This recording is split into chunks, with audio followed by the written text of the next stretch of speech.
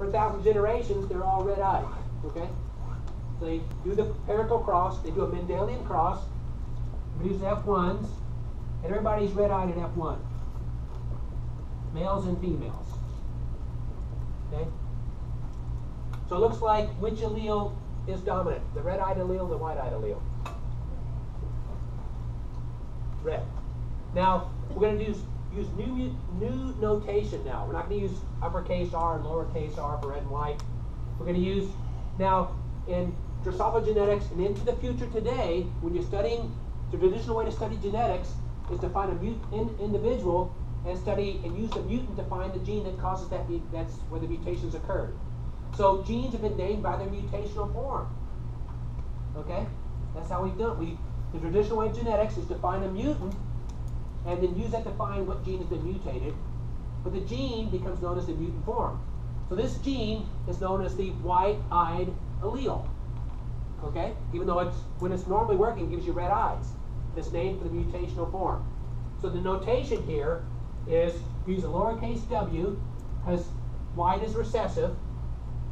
Remember, if you're diploid, you have two of these on homologous chromosomes. And to indicate the red-eyed wild-type version, you put a superscript plus. That's homozygous red-eyed. Okay? If you're wide-eyed, homozygous recessive, you'd have to have that. Okay? You see what I'm saying there? Okay, so this is the, I'm not going to leave that like this. So let's just put one. That's the red-eyed allele. Okay, I'll erase this header up here. And the W without the superscript, that's the white-eyed mutant allele. Okay? So different notation. Again, even into modern times, when genes are discovered by looking at a mutant organism, you name the gene by the mutant version of the gene. Now we have kind of what's, in modern times, we're doing what's called reverse genetics. Where now we build the mutation in. We either knock the gene out in a knockout mouse, or we use CRISPR-Cas and cut it away. And then we can study the effect of that gene on the animal's phenotype. But traditionally, it was find a mutant and then find your way back to the gene. But in modern reverse genetics, you mutate the animal through a very complicated mechanism called a knockout mouse. You actually take an embryo and you knock the gene out and then grow it and see what the phenotype is. Or now they're using what's called CRISPR-Cas, that amazing gene editing tool developed at Cal and MIT. So back to our story here. Again, this is the classic experiment. This was done in 1909, this experiment, when they found the white-eyed male in their colony. They crossed it with a wild-type, true breeding red-eyed female. All the F1s are red-eyed, males and females. They now let the red-eyed F1s, males and females, produce an F2 generation. At the F2 phenotype, they found red-eyed to white-eyed. The F2 phenotype ratio was 3:1. Wow, it looks like a Mendel cross, doesn't it? F2 phenotype ratio of 3:1.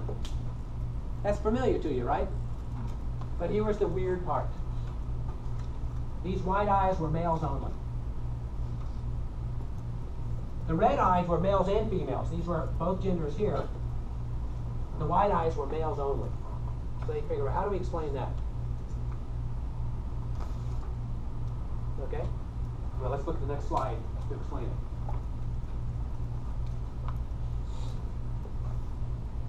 So here's our red-eyed female. Now, this shows a pair of homologous chromosomes. Fruit flies only have 4 pairs of chromosomes. So they're genetically easy to study. Okay? And this is the position of this gene here. Okay? And again, if you're true breeding here, it's red-eyed alleles there. Okay? Here's the white-eyed male. Now, notice we got the 2 chromosomes here look different here. So what is this the clue? What's the clue here? Are these autosomes or sex chromosomes?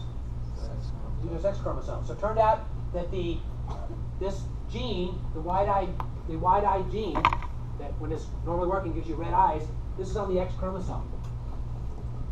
Okay? And fruit flies, like mammals, have the same sex-determining system.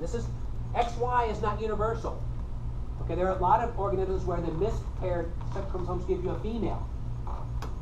Okay, so it's not universal, but luckily for fruit flies and us, we have the same sex determining system. Your XX, if you're a female, if you're XY, in this case Y is big, of course the human Y is much smaller now.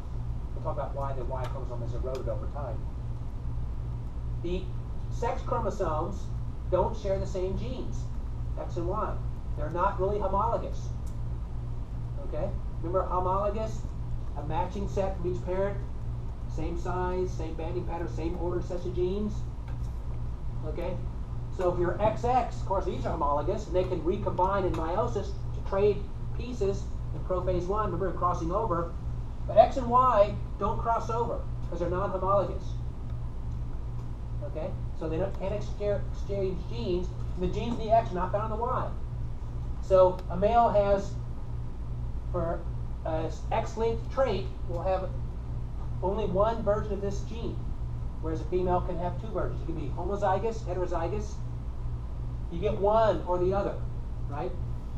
Okay, we talk about X-linked traits, why they're more common in males, because you get the recessive allele from your mommy, you get the wife and daddy. If that's a bad allele, you're screwed. Your mother screwed you again. Thanks, Mama. Okay? Now, when they go to make sex cells, we're only going to track the X chromosome, X and Y. Of course, all the female eggs, doesn't matter if they get this or that, they've all got the same red-eyed allele, right? W superscript plus. Now, the sperm come in two versions. X's to make daughters, Y to make sons. Okay? All the F1s, though, are red-eyed because they're getting, doesn't matter which one, they're getting the X chromosome, one from mommy, one from daddy. Okay? So, guaranteed to be, females are red-eyed, although now they're heterozygous, we might call them carriers. And the males are red-eyed because they get the X from mommy, who's homozygous for this allele. With me so far? Okay? Now when the F1s reproduce, let's do our Punnett square. Females, the sex cells, half of her sex cells carry the red allele, half carry the mutant white allele.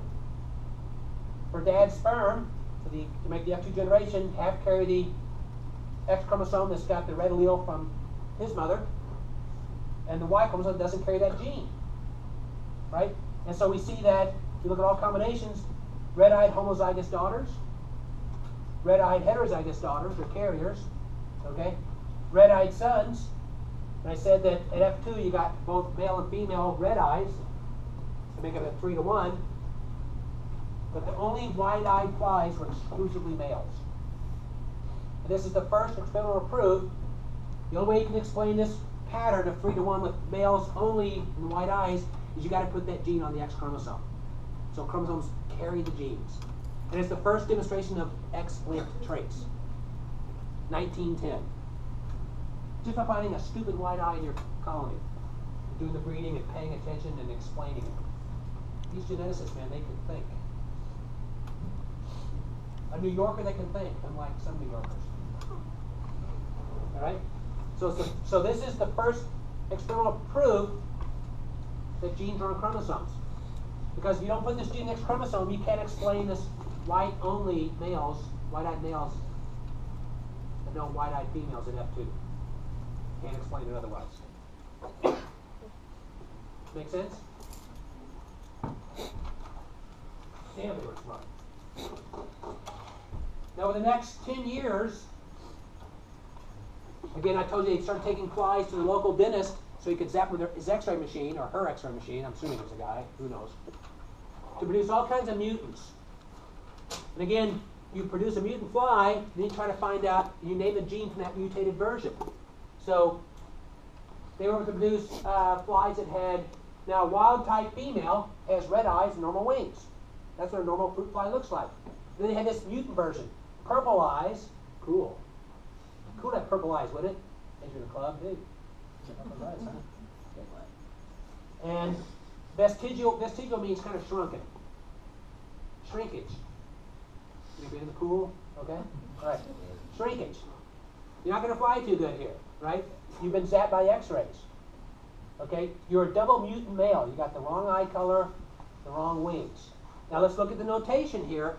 These are P generation. They're going to do the Mendel protocol. We get true breeding parents, produce an F1 hybrid, and then produce the F2s. Okay?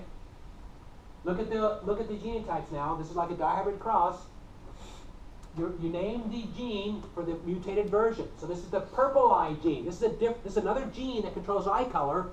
It's at a different chromosomal position from the white eye gene, because when it's mutated, it gives you purple eyes. Okay, so there's more than one eye color gene that controls eye colors in fruit flies. So we can't use W to name this gene, because this is a different gene in a different position on the chromosome. So we name it by the mutation, PR. We put lowercase because the mutated version is recessive. When you cross these two, you get red eye F1s, as you see here. Okay, we put a plus there. It's not real clear on the screen here. These are from the publisher. That's a plus there. That means that's the wild type normal version. So the PR plus means you've got a red-eyed allele. Right? Now, are you confused? It's a little different here. As we go through genetics from the 20th into the 20th century and now the 21st, it's going to get more and more complex at every stage. You got to make sure your comprehension goes with it, because if you fall behind, it's going to be really confusing. So homozygous, wild type allele for purple eyes, right? Now, a separate gene that controls wing shape, normal wings, but when they're mutated, they produce this vestigial model, so we got to name it by the mutant form, so we use lowercase vg, that means vestigial. If you're normal, you have a plus sign there, you're homozygous. So she's true breeding. She's homozygous for the wild type eye color allele, this purple eye allele, purple eye gene, and homozygous wild type for the vestigial wing gene. But the mutant male, you can only express these mutant conditions if you're homozygous recessive. So no pluses there, right? Yeah. Is it pretty standard to use pluses for normal genes? Yes. Okay. Superscript. Yeah. To mean wild type.